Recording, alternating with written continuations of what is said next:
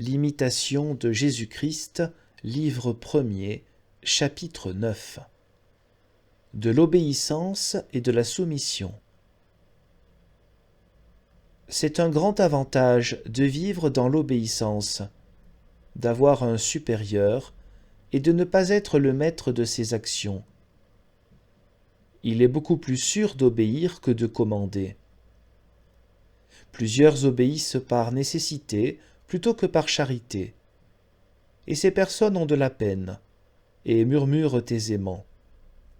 Mais ils n'acquerront jamais la liberté de l'esprit, s'ils ne se soumettent de tout leur cœur pour l'amour de Dieu.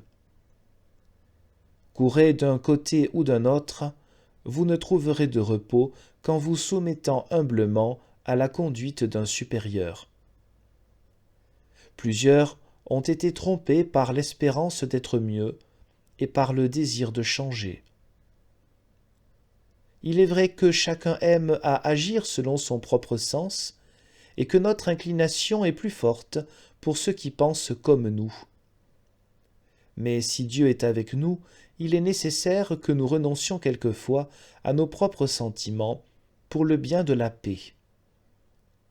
Qui est l'homme si sage qui puisse savoir parfaitement toutes choses? Ne vous fiez donc point trop sur vos propres lumières, mais recevez volontiers celles des autres. Si votre avis est bon, et que pour l'amour de Dieu vous le quittiez pour en suivre un autre, vous en avancerez davantage dans la vertu.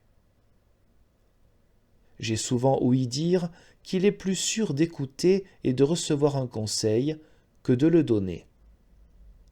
Il peut aussi arriver que le sentiment de l'un et de l'autre soit bon, mais ne vouloir pas se rendre à celui des autres lorsque la raison ou l'occasion le demande. C'est une marque d'orgueil et d'opiniâtreté.